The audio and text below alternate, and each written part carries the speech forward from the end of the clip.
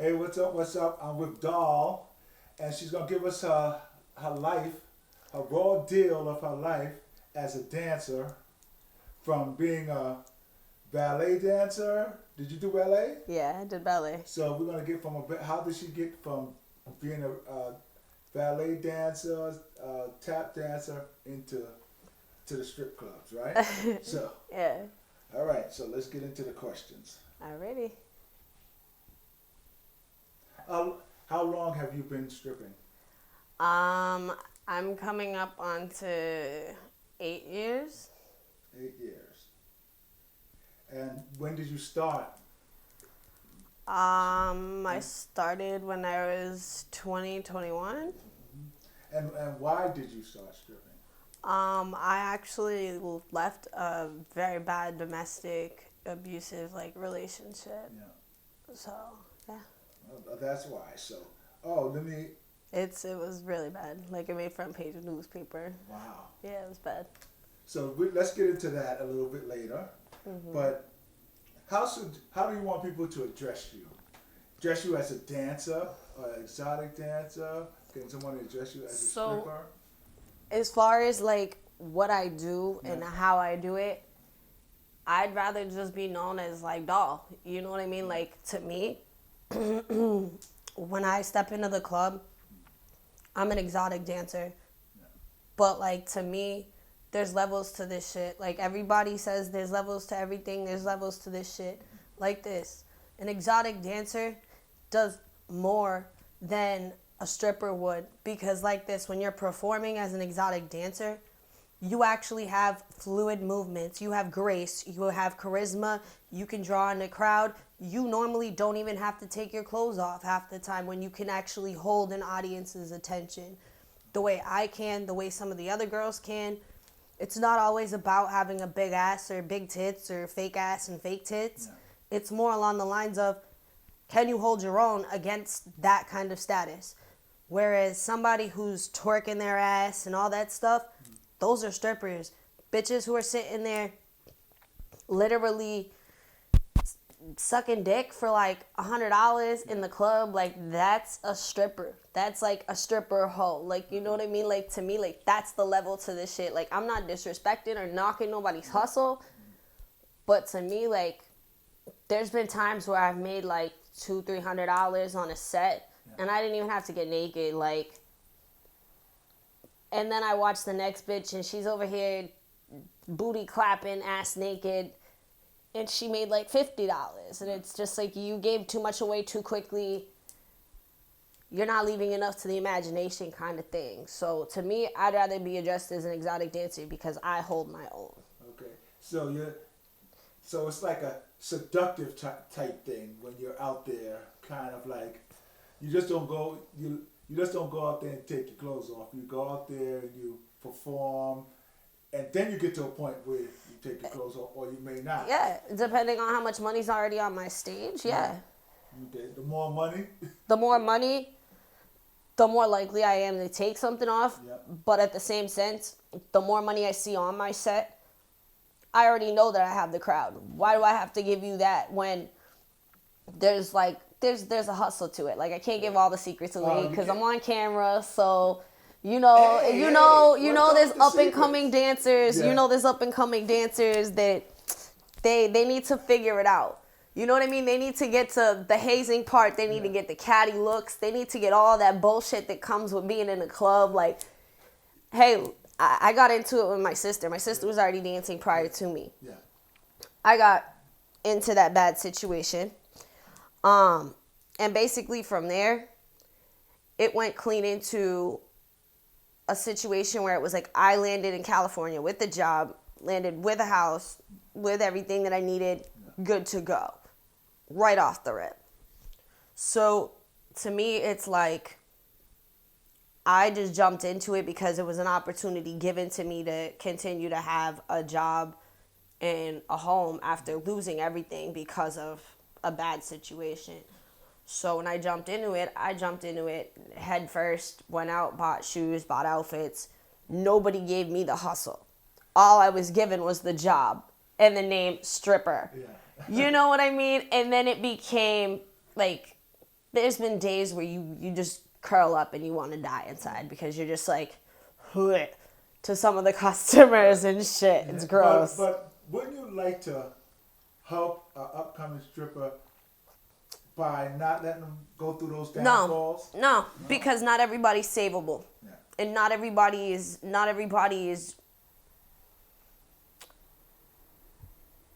got it.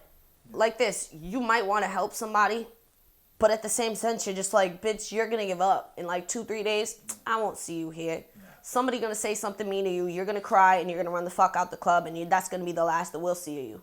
You might go to another club and try again, but normally the week end up leaving. So they weed themselves out. But then it's like, to me personally, I do a lot of pole work. A lot of the girls that I know in the industry, unless you're down south, they don't do pole work. Yeah.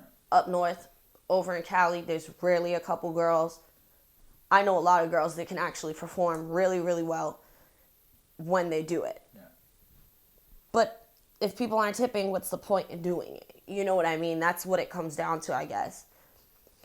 So from there, I guess it goes into not everybody's got the moves. Not everybody's got the endurance. So to me, in order for me to pull somebody under my wing, you got to show me, like, you've got something that's worth training or showing. So you would take someone and put them under your wing if they're training and they have that drive. Yeah, you have to have drive and ambition. You have to already have, like, some kind of form of hustle. Like, I'm not going to hand you every fucking tip of the trade. No. Not for free, at least. All right. What's a normal income of an exotic dancer? Honestly, truthfully, and this is where I'll give this secret out. And a lot of girls do not abide by this, which they should, but they don't. So, like this, you've got to look at a calendar, right? When you look at a calendar, you've got the first of the month and you got the end of the month. The first of the month, you got to realize motherfuckers pay their bills, motherfuckers get their checks, motherfuckers get their food stamps, they get all kinds of stuff going. All right? So with all that going, you've got to realize that you might not want to be working too much during that week, because you might balance out between, on a bad day, you can walk away with like $50. Like, I've seen it happen. I'm not saying it's happened to me. I've definitely had bad days, but I don't know about that. So basically, from there, it goes into having the next week, which you do, like, so the first week you might make, on average, you can make anywhere minimum, total, $1,500, all the way up to, like, maybe $5,000. Yeah. But it also depends on the girl. Mm-hmm. There's girls that also have regular customers and stuff like that are going on, so you never know what the situation is. But the next week, you're more likely to make more money. Yeah. Because there's bills are already paid. There's a few stragglers who are still paying bills. Yeah. But for the most part, the next week, minimum, $3,000. Maximum, $12,000. Yeah. Next week, you're dwindling, but you're still up there. So it goes back to minimum of $3,000, maximum, maybe $15,000. Okay. So that's not too bad. And then the last week of the month, forget it. Like, it's just not even fucking worth it. It's just, there's a couple of days here or there where it'll go up and then it's just down from there. Like, so there's a peak day during that last week where you're just like, do I go in? Do I go in? Is it worth it? Has it happened yet? No. Yeah. So you have to, like, really ask yourself, is it worth it? So tell me some of one of your worst experiences you had. One of your worst experiences at the strip club. I think that one of the worst experiences that I've had was, there was a shooting at a club that I worked at in California. And within this shooting, the people who were there tried to rob the place. And basically, they turned around and the security there were guarded and armed. Yeah. So they shot them and then they died basically in the club. Wow. But before they died, 2 people got shot in the club, and basically we got shut down for like a couple of days or a couple hours at least. But the media surrounding that, there was serious gang threats going on. Like the first 2 weeks, we didn't go in, me and my sister. When we went back, we figured that the doors and stuff would be fixed and everything would be better. No. You saw how surreal it got. When you still see gang members sitting outside throwing up gang signs at you. When you see family members that are screaming and yelling at you. You have a crowd of people that gather saying, shut our club down. They were protesting our club now. Yeah. Wow. In regards to the violence in the area, because it's not the first shooting. It wasn't the last shooting.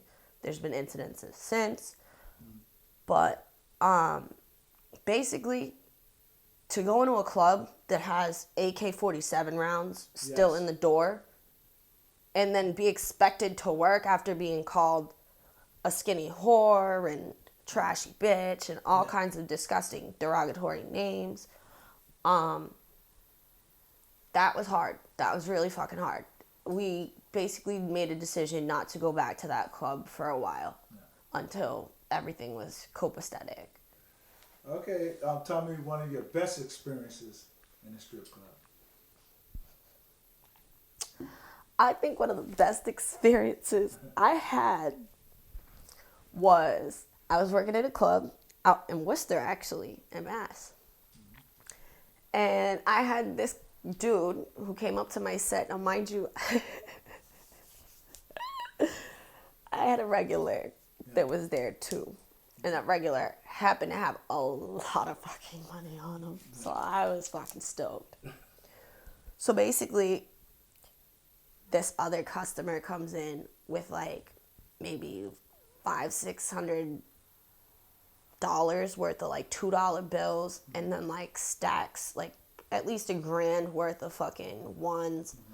And then he had like a stack of 20s, a stack of 50s, a stack of 100s. So you knew it was gonna go off. Yeah. So basically, what happened is that this guy came up on my set, because I was first up, and literally lined my set with $100 bills to start. Yeah. So I'm stoked. I'm fucking gassed at this point. Basically, when that happened, I went and wiped all of them off of the stage so nobody could touch them. Yeah. And basically, him and my regular had a full-on, like, make it rain parade, just the two of them. Yeah. And I ended up walking away with, like, maybe, like, $10,000 on one set. Wow. So I didn't really have to work the rest of the night. I was kind of straight at that point. That is a wonderful night. Mm-hmm. Off one stage set, yeah, it's a little ridiculous. So what's off limits? What's off limits? Yeah. Okay. For me, personally, don't crinkle ones at me and throw them. I'll clack you with my heel. Don't throw change at me. You'll get beat the fuck up.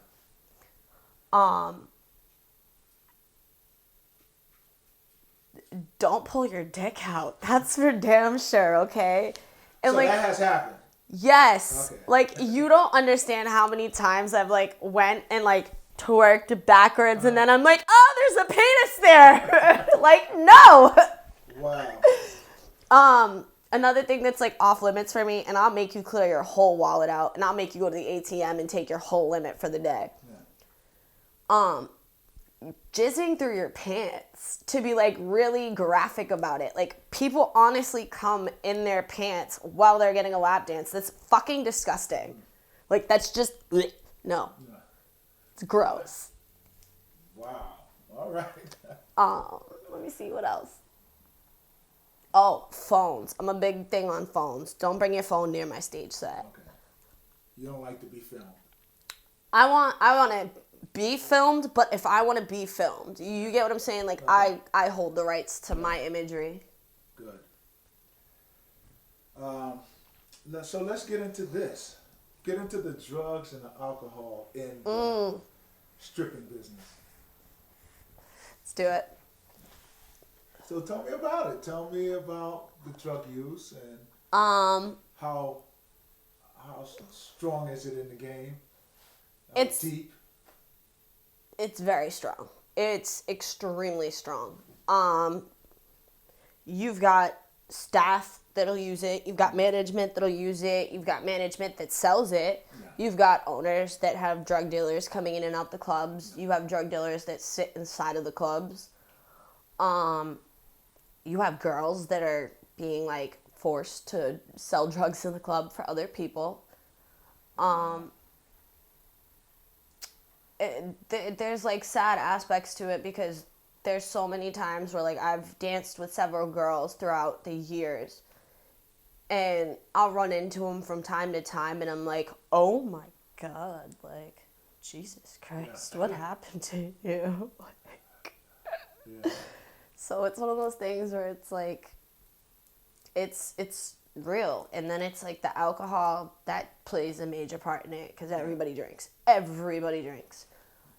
Do you think people drink and use drugs so they can cope with what they're doing? Yes. Yeah. Truthfully, yes. Yeah. Because you got to realize some of the stuff that's said in the lap dances or some of the stuff that's said in private over at the bars or in a corner or at a table, a lot of that stuff makes you want to crawl out of your fucking skin. Yeah. Like this, I danced for a dude at Zebra, and I instantly got the vibe that like he touched somebody in his family or touched somebody else, like somebody's little kid, like, you know what I'm saying? Like one of those people that's like Uncle No Touch kind of thing. Like just don't bring your kids around him. Like he's definitely like wrong because he was like, you like that? Like no, like just no. I just wanted to like crawl out of my skin. I like literally like I don't think I've ever backed up off of somebody so fucking quick. Yeah. Like it was just like no. So that's why they have to use drugs so they can cope with some of the things they have to deal with. Yeah, but then again, it's also like you've also got the girls who's got pimps. Yeah. You've got girls that are just selling their body to get by. Yeah. You've got a lot of these girls that come into the club have reasons behind them that are deeper than just domestic violence. Like, I got into it because of domestic violence, yes. But I also got into it because I was facing homelessness. I lost it all. Like, I literally lost it all. I lost an apartment. I lost it all. When I say, like, I lost friends, I lost family, I lost a lot throughout that experience. And I'll tell you right now, firsthand, definitely use drugs to cope. Yeah. Because not only now was I dealing with outside stress, but now I'm dealing with all of this shit from the strip club, trying to find my hustle, trying to find my game, because what works for one girl might not work for you. Mm-hmm. So I'm trying to figure all that out, and I'm coping with the aspects of people doing what they're doing, and then realizing what's going on around me. It was so surreal. It's a culture shock once you step into it, because you're either about it or you're not. Like, yeah. I was raised on the streets. Yeah. But that's totally, it's totally different. It's not just like you see the bitches working on the tracks and stuff like that. Mm-hmm. What are you doing? So, yeah. So how do you keep yourself safe in that type of environment? I'll show you. Yeah. I'll show you. I keep myself safe like this. Oh, Lordy. That's how you doing it, huh? Yeah. That's how I do it. You have to protect yourself. Yes.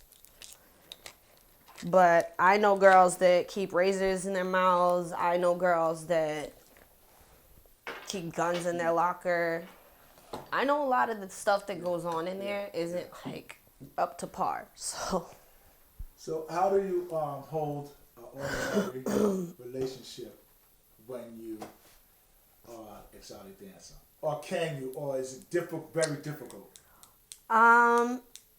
It depends. Can you be loyal while you're dancing? Because a lot of girls, I can't. Okay. But a lot of other girls can't. Yeah. So it's one of those things where it's like, you gotta give and take, and then it's also like some dudes say they're cool with it initially, and then like they're not. Yeah. Like it just happens. So you're either like stuck in this limbo of like finding somebody who's almost like borderline like a scumbag.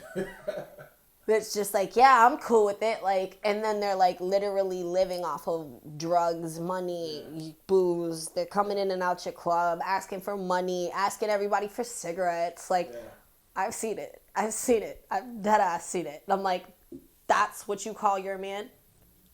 Yeah. So I choose to stay single while I dance. I think it's best. Well, if you're dancing all the time and with men all the time, when you come home, it may be a little difficult, I feel, in that aspect. What? It's difficult if you dance with men all night and you come home and he wants something. You're like, man, you dance with everybody all the goddamn night. Slow down, you know? Yeah. I think it's more along the lines of you don't want to be objectified. You know what I'm saying? Like, you just don't borderline want to be objectified. Yeah. In an aspect of, like, once you're in a relationship, I guess, like this. Like, I've dated people while dancing. Yeah. And by the end of it all, I'm like, can we just, like, chill? Like, just watch a movie and, like, just, like, you stay over there and I stay here. Like, and they're like, why? And I'm just like, because I just, like, don't want to be touched anymore. Yeah. Like, I'm, like, sick of it. Like, I feel like I still have people's fingerprints on me even after showering. So it's hard. So it makes it difficult for the guy that you're with. It can be. It can be, right? yeah. Because your sex drive is just, like, like, it's just, like, no. Like, you're just, like, grossed out by, like, the male race by the end of it all. Yeah. So, oh, my goodness. I guess that's the way it works. Yeah.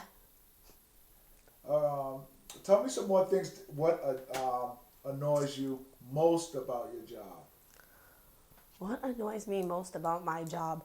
I'd have to say, honestly, truthfully, what annoys me most, and I have to look at the camera for this. Look at it. When people ask me, is your name really Doll? No, it is not my real name. But for all of you people who do not understand, if you file taxes as a dancer, you are recognized by your dancer name as well as your government. Okay. So it is legally, technically, still one of my names. All right. All right. All right, Doll. What type of prep is involved becoming an exotic dancer? What type of prep? Like, do you mean like before you go into the club, or like what's like preparation to become a dancer? You gotta prep, like, you know, like. Do you train before you? Do you think people should train to get themselves in shape before they go dance, or? Honestly, it's like this. I've seen big girls dance. Yeah. I've seen skinny girls dance. I've seen built girls dance. I think it's all just in your confidence and in your comfortability. For me personally, I don't think it's about like training and stuff like that. I think it's more along the lines of like presentation and how you present yourself and like getting ready, that aspect. Well, you work the pole. So Yes. it has to be some kind of training involved when you work the pole. So that's a little different, I think, than, because like this, a lot of girls when they get into this game or this industry, they don't want to do that aspect, or they want to do it, but like they just don't have it. Yeah. But like this, if you train hard enough, you can get there, but it takes a little bit of time. So there is training involved in getting into pole. I had to train really hard, but I also had gymnastics and dance and cheerleading and all that stuff going for me already. Yeah. So I already had like the body training and all that stuff, muscle memory kind of thing. So you did say you pay taxes, because that was one of my questions. Do you pay tax? Yes, I pay taxes. I pay taxes, okay? I pay taxes on dancing. And we get write-offs. How about that? There you go. So, the question that all the men want to know, and probably the women want to know too, about the sleeping with people inside the club first. You could tell me about that and sleeping with them. Oh. You know, oral, and then you could tell me about outside the club. Okay, those are really good questions. So, depends on the girl. Mm-hmm. A lot of people who do that stuff in the club do it for really cheap money. What's cheap money? I've seen girls go in for a lap dance that was $20 and literally leave with $20. And that's, to me, is just fucking disgusting. It just makes my skin crawl, and I just... Ugh. Well, what's the price of a lap dance? Depending on the club, Yeah. but like normally on average $20 to $25 a dance. But like some clubs have like house fees and stuff like that, so like maybe like $35 in total, $40. So if they go in there for a lap dance for $20, they're supposed to come out with more than $20. Yes, yes. If you hustle correctly, yes. Okay, like this. I'm the condom lady. Yeah. I'm literally the condom lady. What I do in my club is I sell you condoms. Yeah. So you can go and do all that nasty shit you want to do, but wrap it the fuck up. Like, and I'm not talking about a cheap ass condom neither. Like, when I hand you a condom, I expect a $20 bill back. Yeah. That's what my condoms go for. Okay. That's an expensive condom, okay? So for that, you better damn well be making at least 3-4 digits. But a lot of girls aren't. Okay. So I'm like, ugh. You're nasty. All right, so tell me what goes on back there. You have to tell me what goes behind those curtains. Depends on the club. Depends on who you're cool with. Like, certain people, like this. I've definitely walked out of a lap dance zone and like watched bitches, and I'm just like, you're fucking gross. Why are you sucking that dude's dick? Yeah. Like, I know you only got $60 for that. I watched him hand it to you. Okay, like, I'm not stupid. I've seen the $60. Yeah. I've seen expensive shit happen too. Yeah, but it's normally a regular or a customer that you've had for a long time that you get that kind of money from. And what happens for that type of money? Let it out. What happens for that type of money? Yeah. Almost anything goes. Yeah. Almost anything fucking goes. But at the same sense that almost anything fucking goes, you've also got to grease some hands. So you have to really make it worth somebody's while. You understand what I'm saying? Because management's not going to always turn a blind eye, especially if you're not liked. You go back there and someone has a certain amount of money. Almost anything can go. I'm not personally a fan of doing stuff like that, but... Have you ever done something like that? I've come very close. Okay. But not in the club. Not like that. I would never suck a dick. I would never fuck someone. Yeah, okay. But I've definitely done some raunchy shit with other girls and stuff like that to just make the bread. Okay. And what about outside the club? Me personally or other girls? You personally and other people. So... If we're keeping it real, this is Dawn, the real deal. So outside of the club? Yeah, definitely. Yeah. But we're talking about like a $3,500 night. Yeah. $4,000.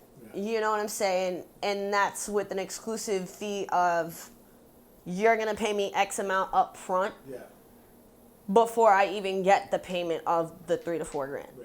So you're paying me for my time to even just speak about an event like that. Gotcha.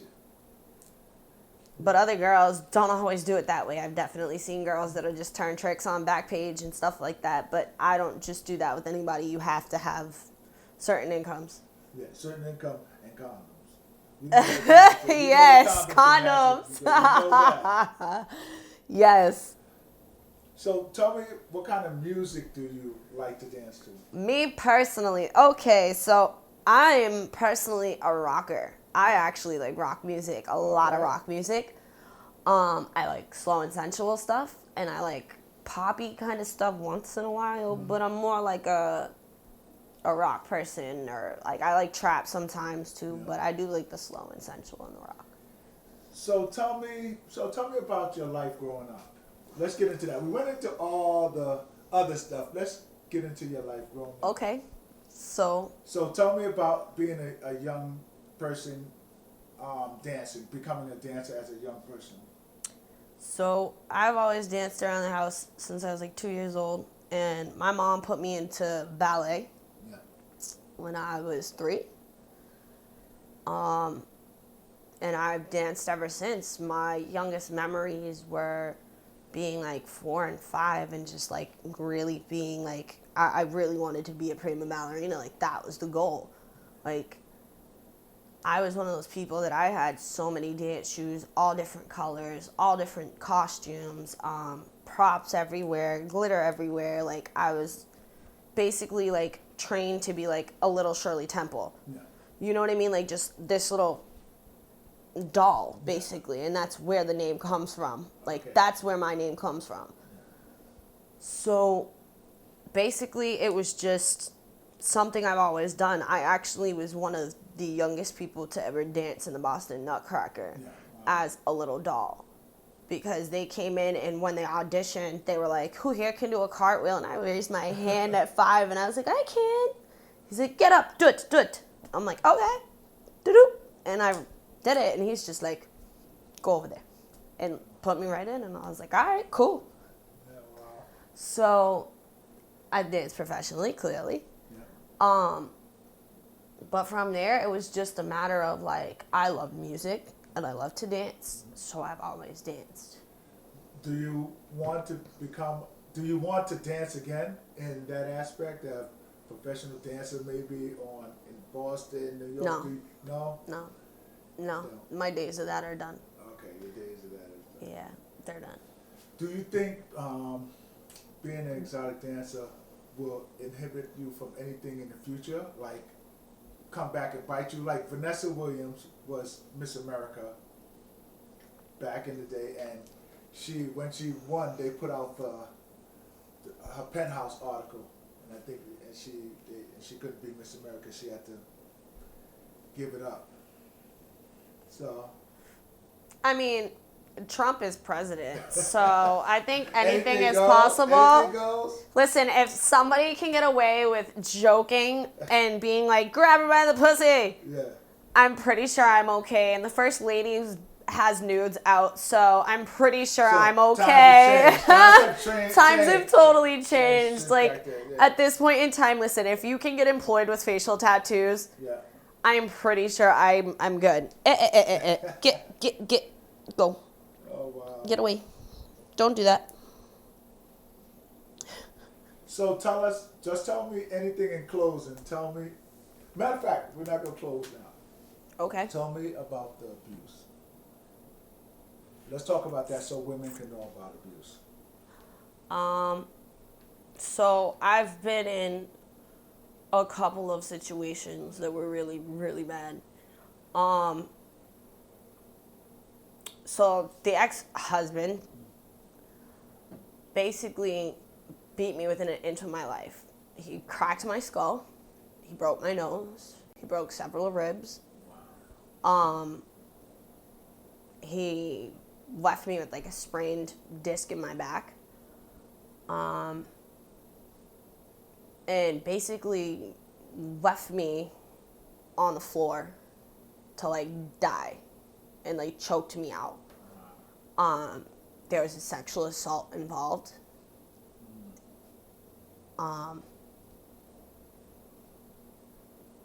And that's how that ended. And he went to jail. Were you dancing at that time, or you weren't No. dancing? You weren't dancing. No. And that's what drove me into dancing. Yeah. And I'll say that like this, dancing can be very empowering. I'm not saying that it's for everybody, and I'm not saying go out and become a stripper. Don't get that twisted. The lifestyle is very hard. What I can say is that I've found friends, I've found people that have had my back time and time again. I've had breakdowns in locker rooms. I've had breakdowns on the floor where girls have literally just surrounded me and hugged me and helped me to just be okay. So there is like a bond within dancing, and that's why I continue to do it, is because it's like it's an uplifting thing sometimes. But the most recent abuse happened and ended this past December. And you were dancing at this time. I wasn't dancing But- until the end of this relationship. Okay. I gave it up because he asked me to. Okay. I was dancing in the beginning of our relationship, that was for sure. Yeah. But he was very, very insecure. Yeah. He was very vindictive. He was very spiteful. He was narcissistic, and he was very accusational. Like, he would accuse me of cheating if I fell asleep. He would go so far as to check my phone records. He had every password. We had the same phone combination. He could see everything I did on my iPhone. He'd block people when I was asleep. It came so far as to, we were in a car, and it was hot. It was one of the nicest days of spring.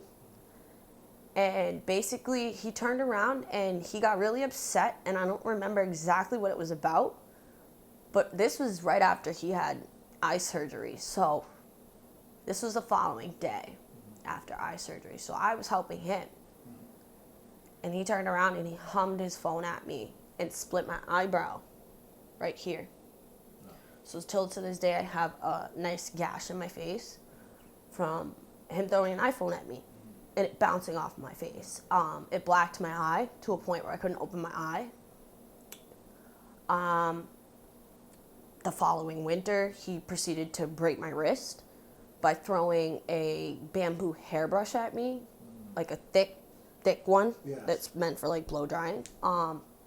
At me. If I hadn't blocked it like that, it would have been my face. So what precautions do you take in even going out on a date or even thinking about seeing someone? I don't date. I actually don't like being touched. I refrain from it as much as possible. At work, it's money over mind kind of process, so it's different even outside of work when it becomes work. But for the most part, as far as like contact, I don't like it. I don't want to be touched, period. Like, even if we're friends, I don't want you touching me. Bottom line, just can't handle it. Like, I hate people touching me. It just makes me just crawl right out of my skin. All right, we're gonna have to get some therapy going on for Doll. Nah, I'm Need a good. little therapy for that. I'm good.